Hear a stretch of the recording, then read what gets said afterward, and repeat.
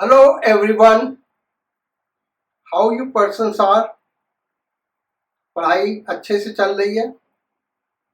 Okay, so welcome on YouTube channel ट्रेमिंग physics. आज हम लोग नया टॉपिक करने चल रहे हैं, relation between electric field intensity and potential difference. तो इन दोनों के बीच में रिलेशन क्या है ये हमको फाइंड आउट करना है। सो सपोज कर लीजिए किसी पॉइंट पे electric field intensity capital E, ये मैग्नीट्यूड है और डायरेक्शन हमने इधर दिखाया है। इस पॉइंट पे ये इलेक्ट्रिक फील्ड इंटेंसिटी है। हमने एक बड़ा सा एरो ड्रॉ किया बेटा, ये आप लोगों को दिखाने के लिए कि इलेक्ट्रिक फील्ड इंटेंसिटी इस डायरेक्शन में, अदरवाइज ये इलेक्ट्रिक फील्ड इंटेंसिटी इस पॉइंट पे हम फाइंड आउट करना चाहते हैं। अब सपोज कर लो इस डायरेक्शन में हम डी आर डिस्प्लेसमेंट चल रहा है। कितना भाई? D are.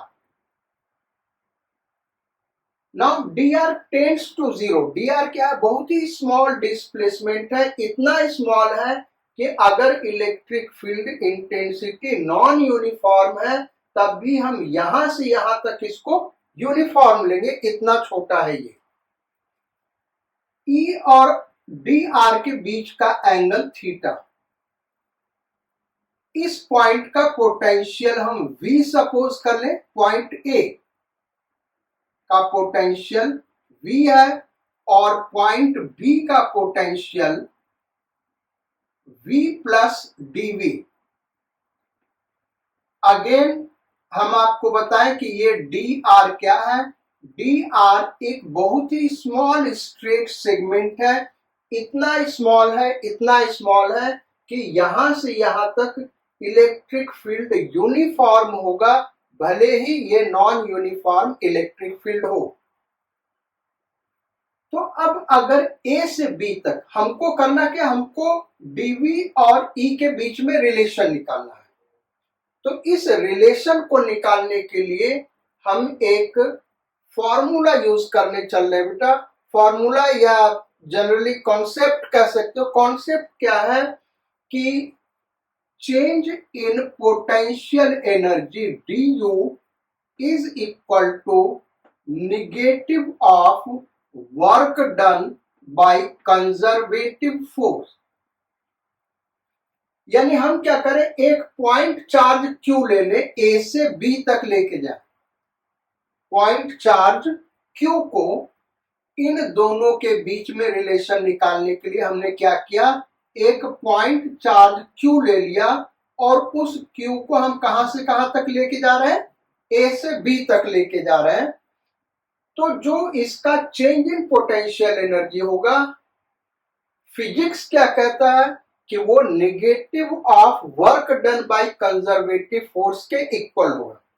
अच्छा, अब ये हम अलग तरीके से निकाल सकते हैं, ये अलग तरीके से निकाल सकते हैं। ये क्या है भाई? तो हमने पीछे अभी पढ़ा है U is equal to Q into V, यही होता ना। तो du इज इक्वल टू क्या होगा? du या डेल्टा U आप जो भी कह लें, लेकिन स्मॉल डिफरेंस है इसलिए हम dv लिख रहे हैं। du is equal to Q dv। तो इस du को क्या लिख सकते हैं? Q into dv। dv का मतलब यहां और यहां का पोटेंशियल डिफरेंस। तो यहां का पोटेंशियल क्या भाई? v प्लस dv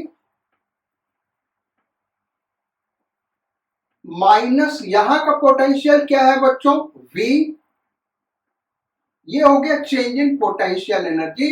अब ये होगा negative of work done by conservative field on the charge. तो वो होगा क्या भाई? Force into displacement D R into cos theta, force और डिस्प्लेसमेंट के बीच का एंगल। सो ये हो गया Q dV is equal to minus, अब फोर्स क्या लग रहा है, अगर यहाँ पे पॉइंट चार्ज Q रखा है तो इस पॉइंट चार्ज पे फोर्स क्या लग रहा होगा भाई, Q इंटू E। ये भी हमने पीछे कहीं ना कहीं डिस्कस किया है। F is equal to Q into E। अगर आपने ये दोनों फार्मूला नहीं पढ़ा है तो हमारा पिछला लेक्चर पढ़िएगा, इसके बारे में डिटेल में बताया गया है। सो Q into E dr cos force और डिस्प्लेसमेंट के बीच का एंगल क्या है भाई, थीटा है। Q से Q कैंसिल आउट हो गया बेटा, तो यहां से हमको क्या मिला रिलेशन,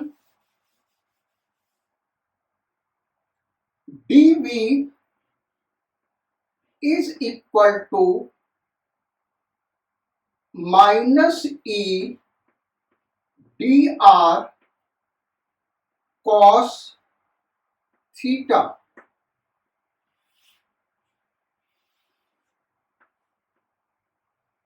ये हो गया, इसको हम डिफरेंशियल फॉर्म कहते हैं, दिस इज इंटीग्रल फॉर्म। इसी को हम एक और तरीके से लिख सकते हैं, माइनस E डॉट dr।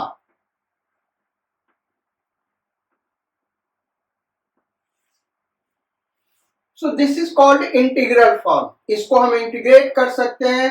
जब इस टर्म को इंटीग्रेट करेंगे तो हमको क्या मिलेगा, potential difference. So line integration of electric field intensity gives potential difference. इसको एक और तरीके से लिखा जा सकता है, E cos theta is equal to minus dV upon dr। Again this one is also very important result. Exam में जब डिराइव करने के लिए आएगा फार्मूला 12th में, ये यहां तक आपको डिराइव करके छोड़ देना है, लेकिन इसको समझना है डिटेल में, इसलिए हम आगे इसको डिस्कस कर रहे हैं। डेरिवेशन यहीं पे कंप्लीट हो गया आपका, ये फॉर्म या ये फॉर्म। अब यहां से आया क्या, दो स्टेटमेंट हम लिखेंगे।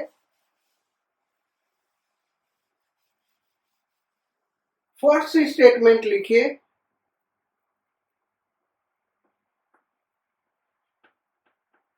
Line integration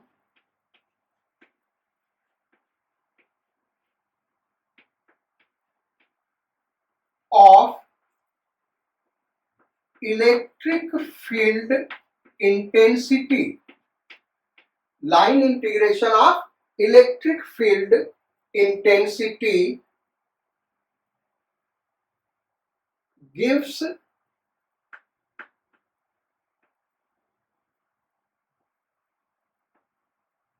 potential difference between 2 points।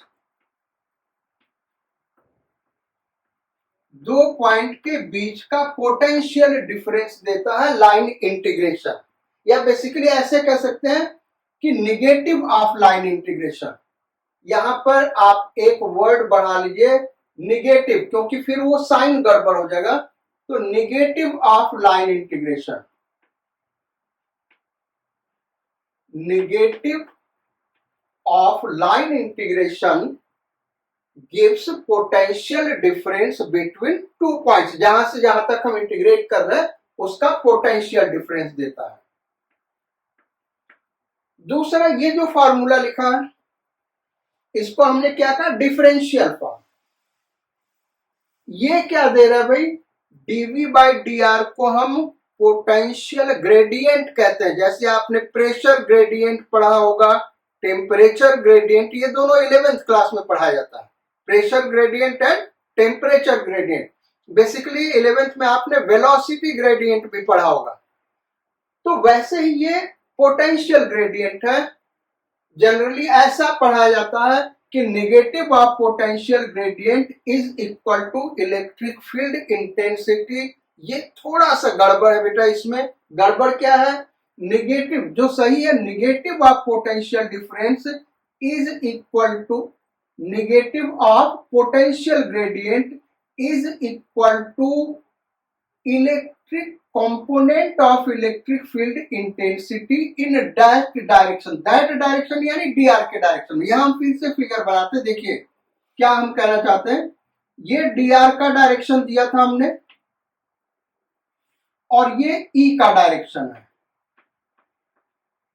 ये थीटा है। यहां का पोटेंशियल V और यहां का पोटेंशियल V प्लस dV। अब यहां फिगर में आप देखिए, इसको हम कहते हैं potential gradient. dV by dr को क्या कहते हैं भाई? Potential gradient. और कहीं ना कहीं हम आपसे बोले होंगे कि इलेक्ट्रिक फील्ड इंटेंसिटी का एक और यूनिट है, वो यूनिट हमने बोला था वोल्ट पर मीटर। हमने वहां कहा था कि बेटा आगे हम कहीं ना कहीं इसको डिस्कस करेंगे, तो लीजिए आज ये डिस्कस हो गया। यहां से अगर देखें कॉस थीटा का कोई यूनिट नहीं होगा, तो इलेक्ट्रिक फील्ड इंटेंसिटी का यूनिट हो गया वोल्ट पर मीटर। पीछे हमने पढ़ा था न्यूटन पर कूलम। तो अब नेगेटिव ऑफ पोटेंशियल ग्रेडियंट दे क्या रहा है? ये ई कॉस थीटा दे रहा बच्चों, ये ई नहीं दे रहा। और ई कॉस थीटा क्या है? इलेक्ट्रिक फील्ड का डी आर डायरेक्शन में कंपोनेंट। सो इसका करेक्ट स्टेटमेंट हम कैसे लिखेंगे? Negative second point of potential gradient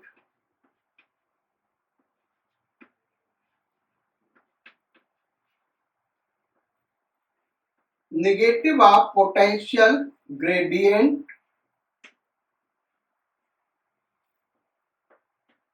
is equal to magnitude of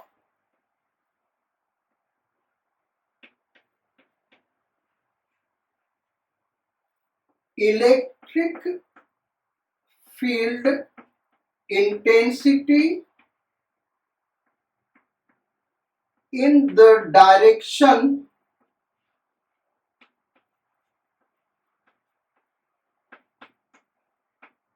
of potential gradient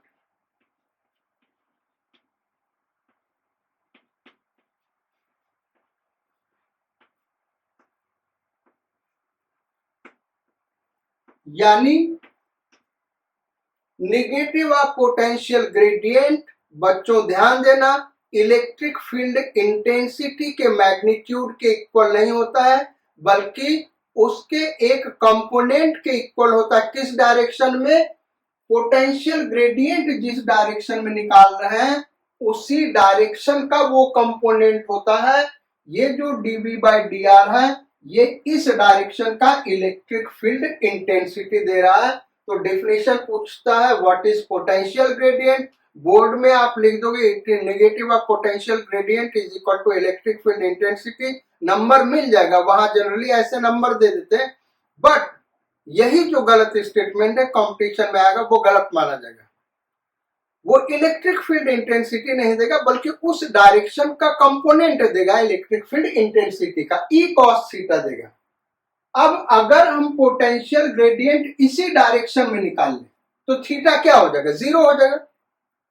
भाई dr हम इधर न लेके इधर ले लें तो फिर ये क्या हो जाएगा? ई कॉस 0 यानी ई हो जाएगा।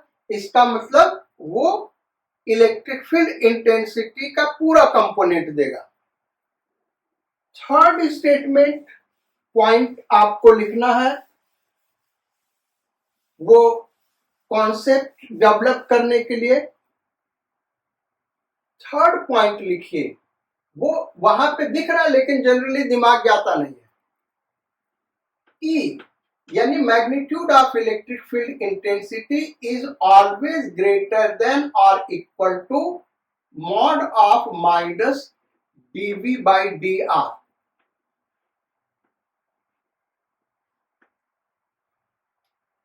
बच्चों के दिमाग में होता है कि E equal to dV by dr। नहीं बेटा, E cos थीटा जो है माइनस dV बाई dr के है, ये एक कंपोनेंट है। तो जो E होगा वो क्या होगा भाई? Minus dV by dr cos theta. तो अगर थीटा जीरो हो गया, थीटा अगर जीरो हो गया तब तो E equal to minus DV by D r हो गया, क्योंकि ये वन हो गया।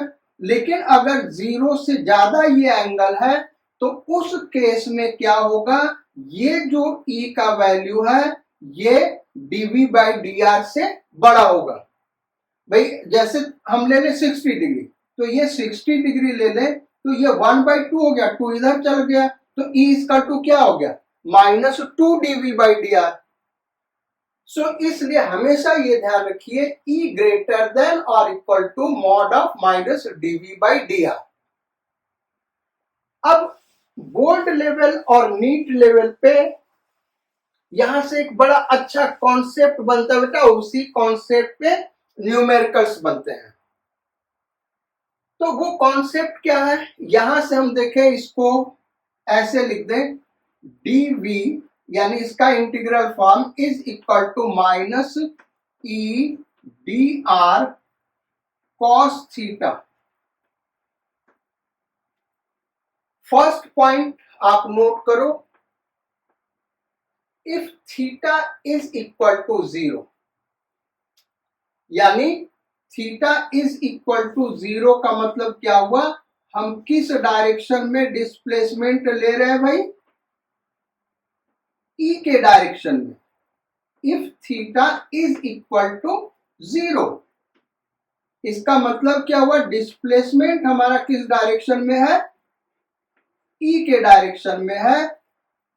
तो उस केस में क्या होगा, यह आएगा माइनस ई डी आर, ई मैग्नीट्यूड डी आर मैग्नीट्यूड, यानी ये निगेटिव, डीवी क्या हो जाएगा निगेटिव, ये जीरो हो गया तो ये वन हो गया ना, तो डीवी क्या आया निगेटिव। डीवी निगेटिव आने का मतलब डीवी क्या हो गया बेटा निगेटिव। इसका मतलब क्या हुआ, potential decreases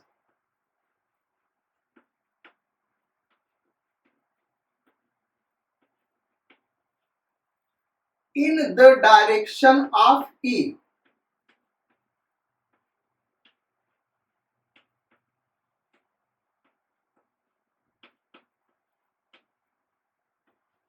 electric field intensity के डायरेक्शन में जब हम चलेंगे तो पोटेंशियल क्या होगा बेटा, डिक्रीज करेगा।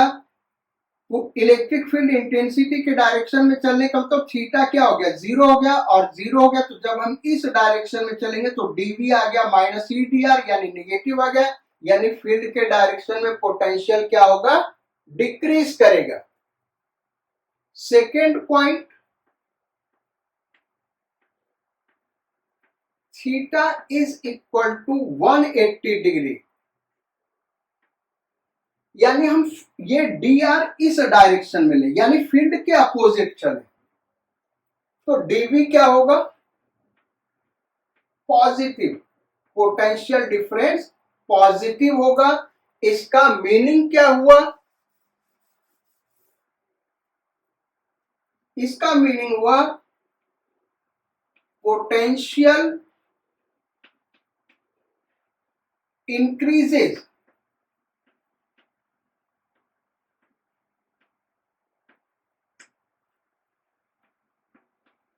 in the opposite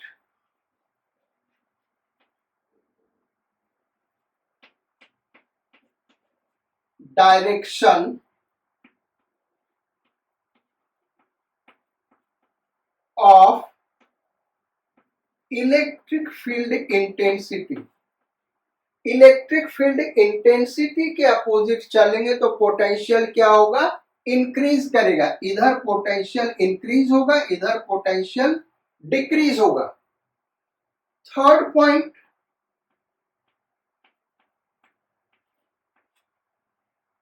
theta is equal to 90। अब थीटा इज इक्वल टू 90 बेटा, तो डीवी इज इक्वल टू क्या हो गया जीरो, यानी v इज इक्वल टू क्या हो गया constant.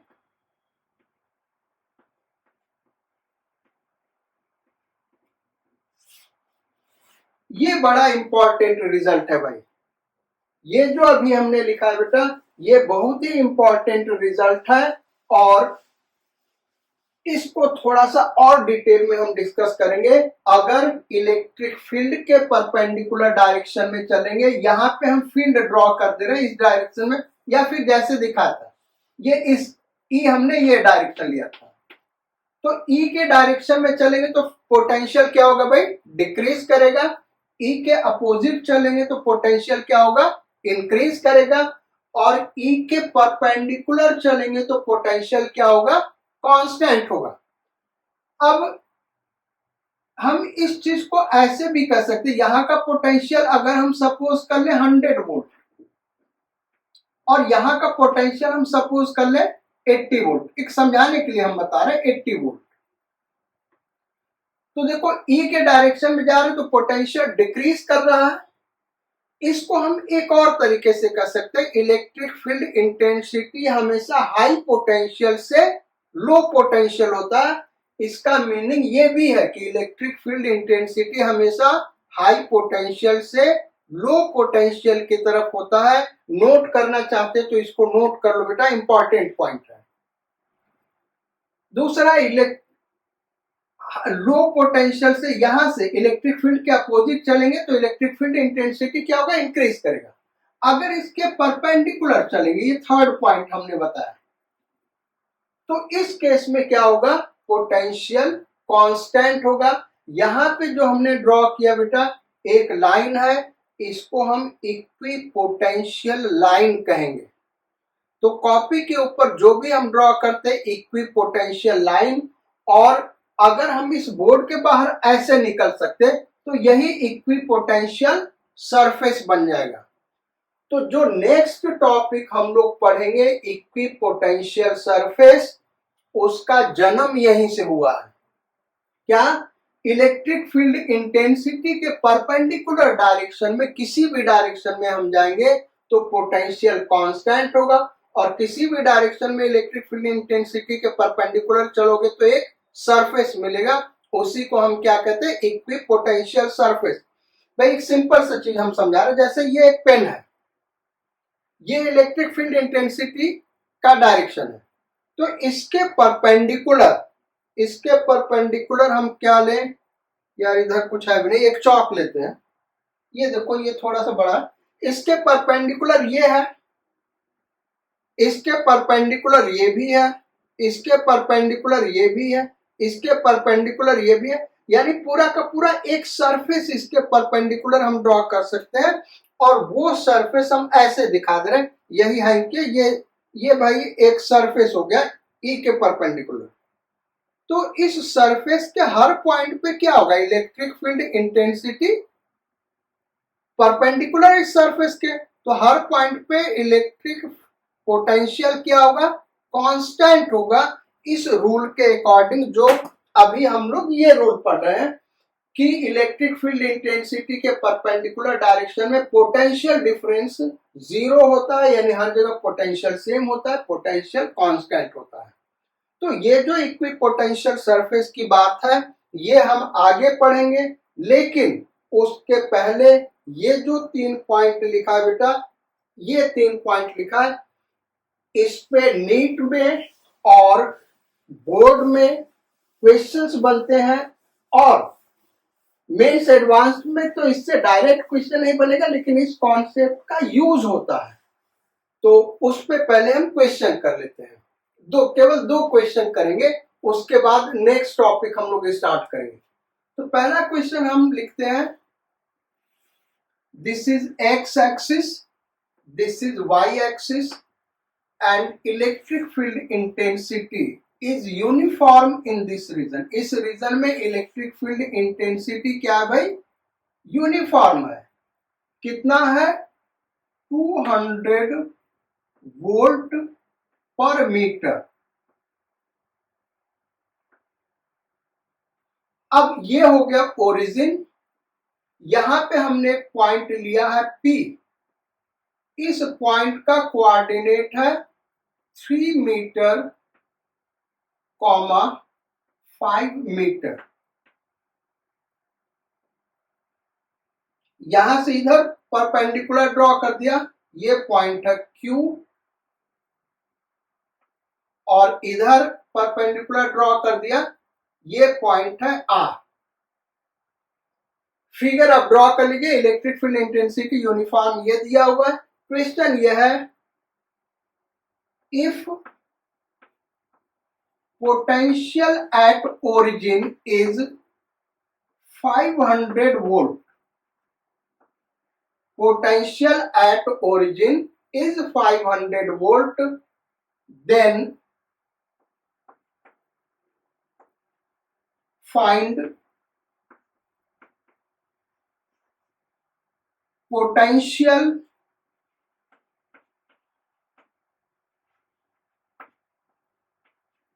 at first question Q, second question R, third question S। इस 3 पॉइंट पे पोटेंशियल निकालना है। ओरिजिन पे पोटेंशियल दिया हुआ 500 वोल्ट। अब इसको हम कैसे निकालेंगे? अभी जो 3 पॉइंट लिखा था बेटा उससे निकालेंगे।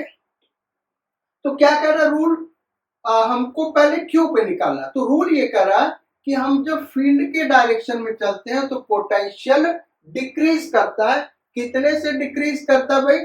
dv is equal to minus E D R cos theta. तो थीटा 0 हो गया ना, तो ये हो गया माइनस ई डी आर। इतने से डिक्रीज करेगा। तो यहां का पोटेंशियल कितना है? V naught minus E D r is equal to, इतना से डिक्रीज करके आप कहां पे पहुंच गए? Q पे पहुंच गए, V Q।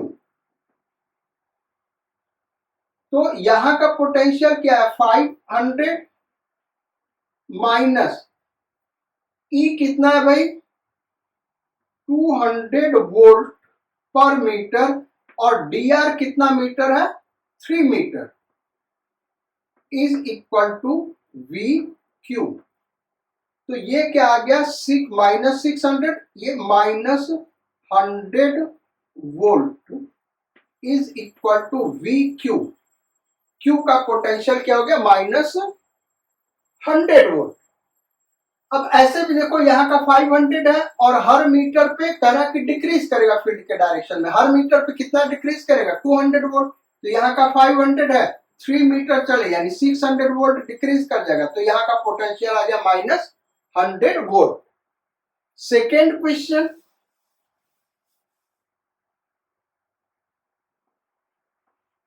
आर पे पोटेंशियल निकालना है। तो थर्ड रूल यहाँ पे अभी जो हमने लिखा था वो क्या कर रहा था? अगर फील्ड के परपेंडिकुलर चलते हैं तो पोटेंशियल कांस्टेंट रहेगा, यानी V R is equal to V O is equal to 500 volt. अब थर्ड क्वेश्चन पे आते हैं। कह रहा कि पॉइंट पी का पोटेंशियल क्या होगा? हमारे पास जो कई तरीका बेटा इसको फाइंड आउट करने का, हम यहीं से जबानी दिखा रहे कितना होगा। यहां 500 है और यहां से यहां गए तो कितना घटा भाई? फील्ड के डायरेक्शन में जा रहे हैं तो 600 से घट जाएगा। हर मीटर पे 200 घट रहा है तो 3 मीटर चले तो 600 घट गया। तो यहाँ का क्या हो गया? माइनस 100। और फिर इसके परपेंडिकुलर कुछ घटेगा नहीं, यानी यहाँ का पोटेंशियल माइनस 100 वोल्ट। तो माइनस 100 आ गया। यहां से हम चले तो यहाँ का 500 परपेंडिकुलर डायरेक्शन में जा रहे तो यहाँ का 500 वोल्ट होगा। और फिर अब फील्ड के डायरेक्शन में चल रहे हैं तो हर मीटर पे 200 घटेगा तो कितना चले? 300 मीटर, 500 300, हर मीटर पे 200 वोल्ट। 3 मीटर चले तो 600 वोल्ट घट जाएगा 500 में से। कितना आ गया? Minus 100 volt. हम इस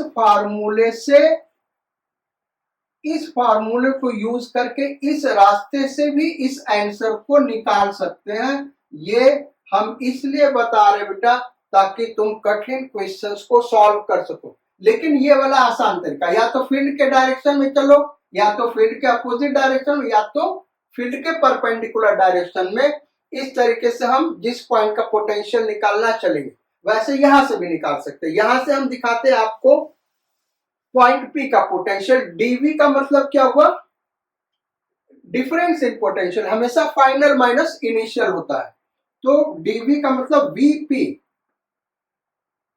minus V O is equal to minus E कितना भाई 200 इंटू डी आर कितना है, तो ये 3 मीटर है और ये 5 मीटर है। ये 3 है बेटा और ये 5 है, तो ये वाला साइड क्या हो जाएगा under root 3 square plus 5 square यानी 25 प्लस 9 कितना हो गया 34, तो under root 34 into cos theta. अब कॉस थीटा क्या है भाई, इलेक्ट्रिक फील्ड इंटेंसिटी और डी आर के बीच के एंगल का कॉस ये है। तो कॉस थीटा क्या होगा, बेस अपॉन हाइपोटेन्यूज। बेस कितना है 3 मीटर और हाइपोटेन्यूज अभी हमने निकाला रूट 34।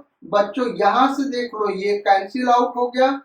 अब वीपी माइनस वी नॉट कितना भाई 500 इज इक्वल टू माइनस 600 यानी VP is equal to minus 100 volt. वही आंसर मिल गया। तो किसी भी रास्ते से हम जाएंगे आंसर वही मिलेगा, लेकिन वो थोड़ा सा लेंदी हो जाता है। हम दो ही रास्ता चूज करें किसी भी पॉइंट पे पहुंचने के लिए, या तो फील्ड के अलोंग या तो फील्ड के परपेंडिकुलर। तो ये बड़ा आसान तरीका होता है। चलो अब एक और क्वेश्चन कर लेते। क्वेश्चन कुछ इस तरीके से फ्रेम किया जाता है कि आप फील्ड के अलोंग और फील्ड के परपेंडिकुलर मूव नहीं कर पाएंगे। वो ट्रिकी क्वेश्चन है बेटा। अब इसको हम कह सकते हैं ये मेंस लेवल का है या फिर नीट लेवल का क्वेश्चन। मेंस का बहुत आसान क्वेश्चन और नीट का थोड़ा सा कठिन क्वेश्चन। देखिए हम क्या दे रहे हैं next question. This is x axis, this is Y axis. Uniform electric field intensity इस रीजन में दिया हुआ बेटा, और वो यूनिफॉर्म इलेक्ट्रिक फील्ड इंटेंसिटी क्या दिया हुआ 200 वोल्ट पर मीटर, और ये एंगल दिया हुआ है 53 डिग्री। क्वेश्चन वही हम रखते हैं। ये है ओरिजिन और एक पॉइंट पी हमने यहां पे ले लिया, और ये है 3 मीटर 5 मीटर इसका कोऑर्डिनेट। अच्छा अब हमको गिवन है वी नॉट यानी potential at origin is equal to 500 volt. Find potential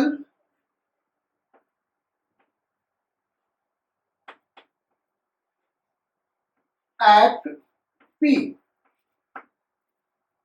potential at P, point P पे पोटेंशियल निकालना। अब हम निकाले कैसे, पिछला क्वेश्चन बड़ा आसान था। इलेक्ट्रिक फील्ड ऐसे दिया हुआ था तो फील्ड के अलोंग या फील्ड के परपेंडिकुलर का जो नोट्स लिखा तो वहां से आ गया।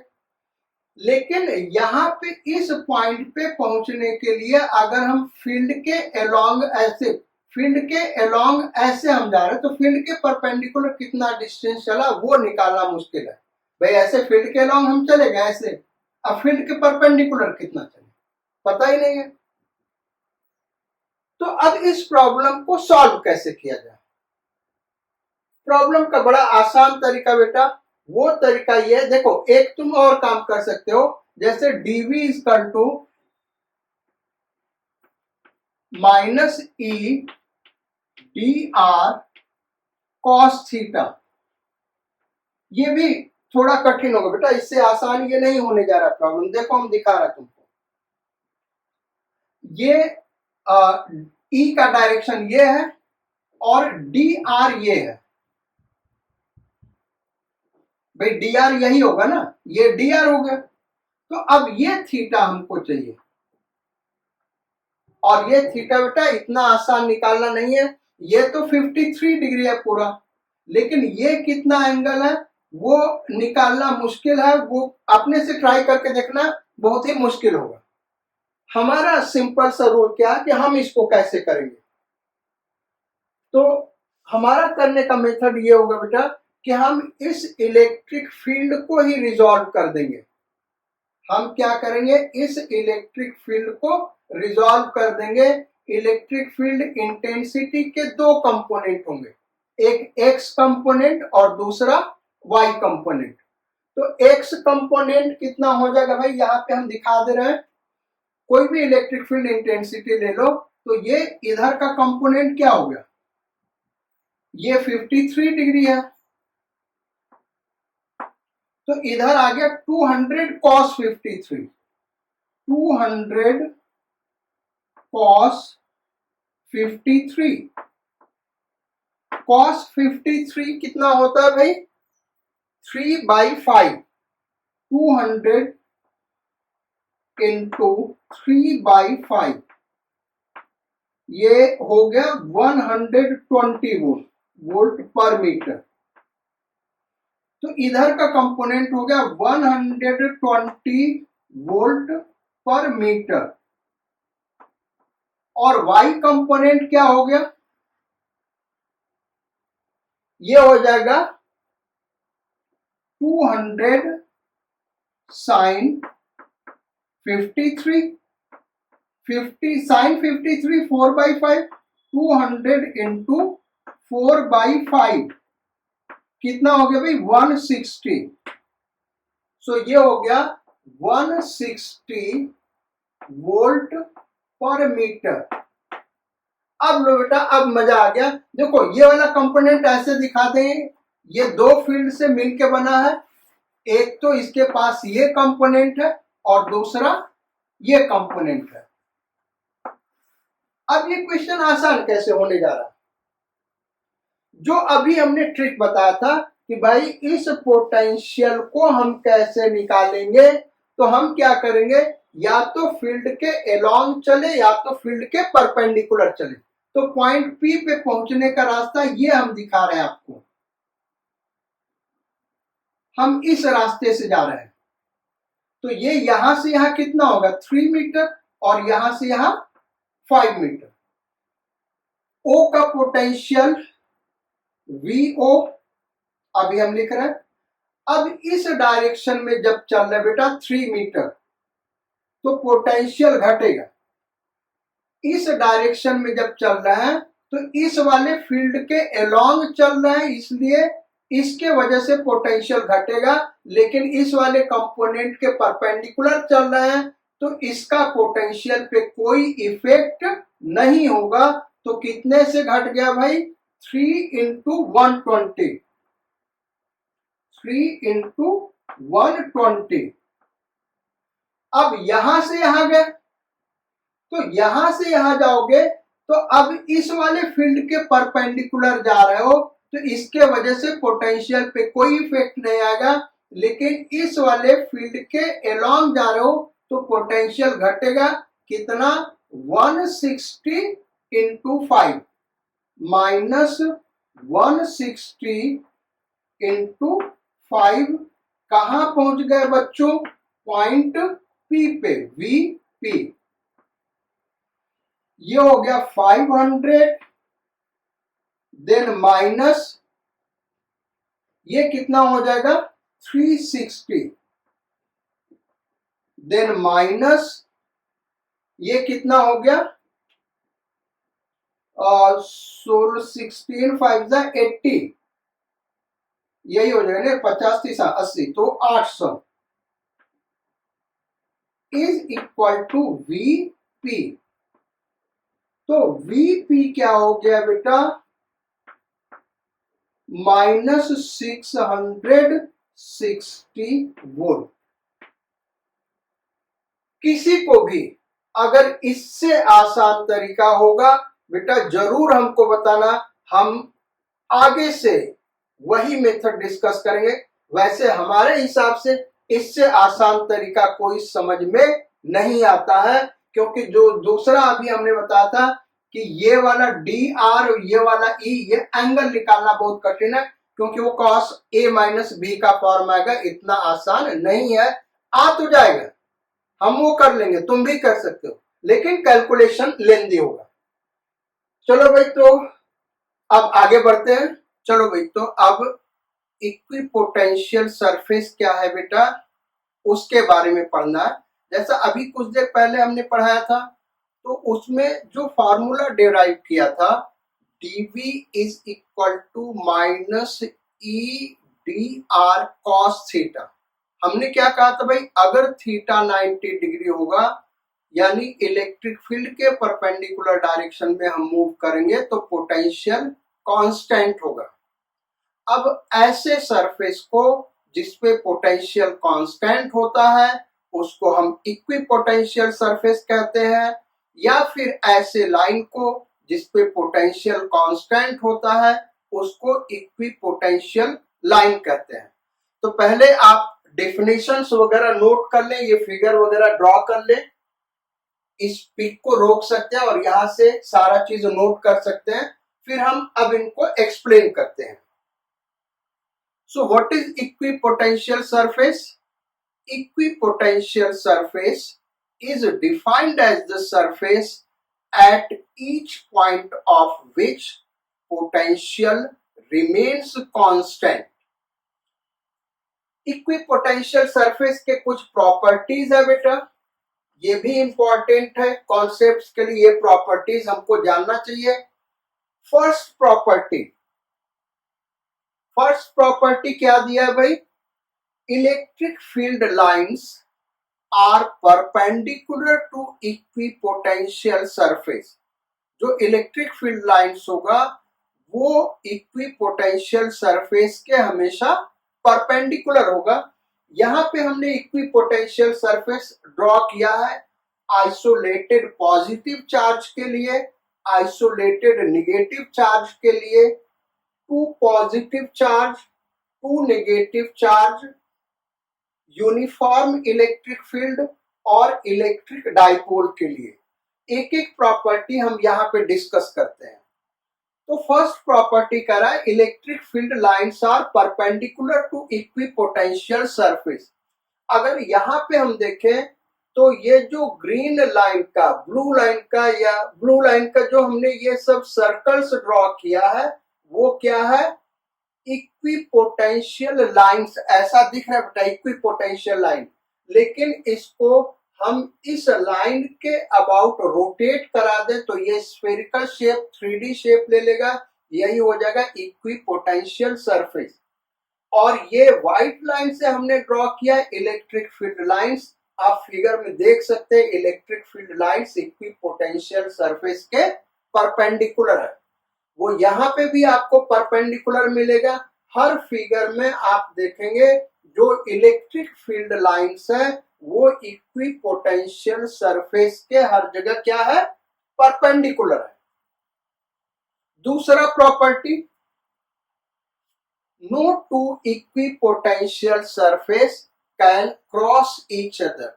कोई भी दो इक्विपोटेंशियल सरफेस एक दूसरे को क्रॉस नहीं कर सकता, क्योंकि जहां पे क्रॉस करेगा बेटा, जिस कर्व पे या जिस लाइन पे, वहां पे एक इक्विपोटेंशियल सरफेस के हिसाब से कोई और पोटेंशियल होगा और दूसरे इक्विपोटेंशियल सरफेस के हिसाब से कोई और पोटेंशियल होगा, तो सेम पॉइंट पे डिफरेंट पोटेंशियल मिलेंगे। इसलिए दो डिफरेंट इक्विपोटेंशियल सरफेस कभी भी एक दूसरे को क्रॉस या इंटरसेक्ट नहीं कर सकते हैं।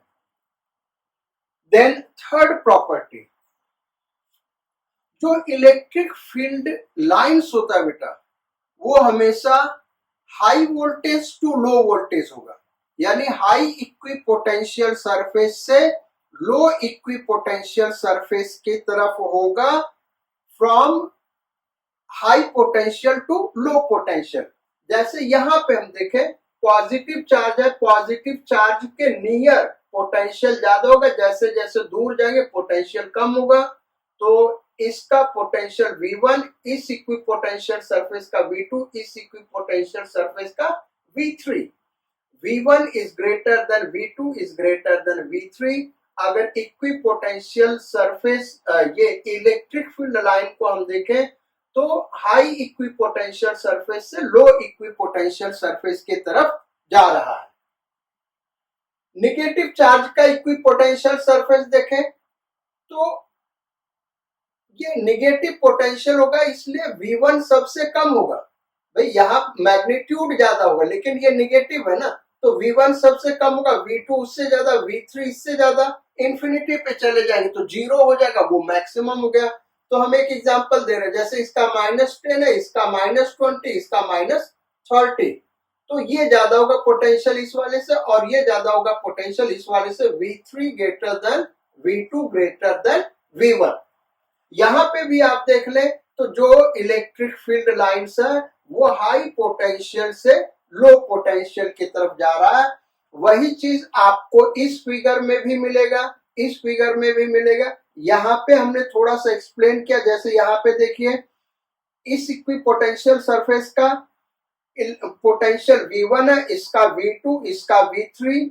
इलेक्ट्रिक फील्ड लाइंस हमेशा high potential to low potential होगा, V1 greater than V2 greater than V3। Electric dipole का इलेक्ट्रिक फील्ड लाइंस हमने ड्रॉ किया जो ऑलरेडी पहले भी पढ़ा है। फिर इक्विपोटेंशियल सरफेस भी ड्रॉ किया।